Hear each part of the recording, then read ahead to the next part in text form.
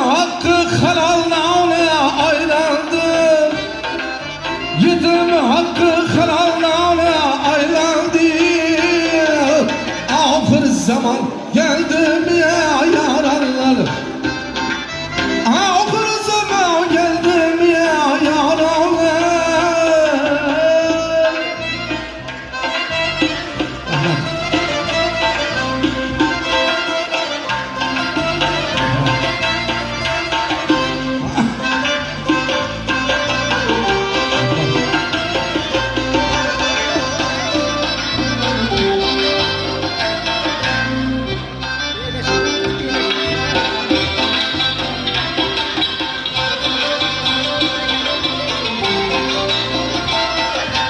Her kellede her xil türlü xəyallar, İtavatsız oldu irge ayallar.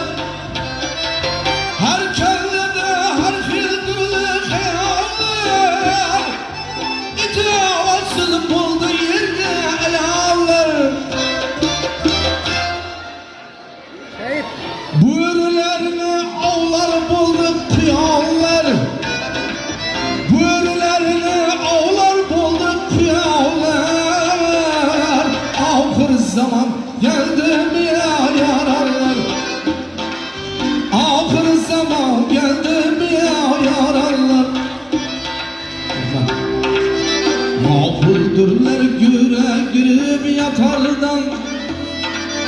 Korkmaz ahirette havbu hatardan. Gafıldırlar güre girip yatardan. Korkmaz ahirette havbu hatardan. Kuyaş çıkıp kalacaktı gün batarda. Kuyaş çıkıp kalacaktı gün batarda. Ahir zaman geldi mi yaranlar? Ahir zaman geldi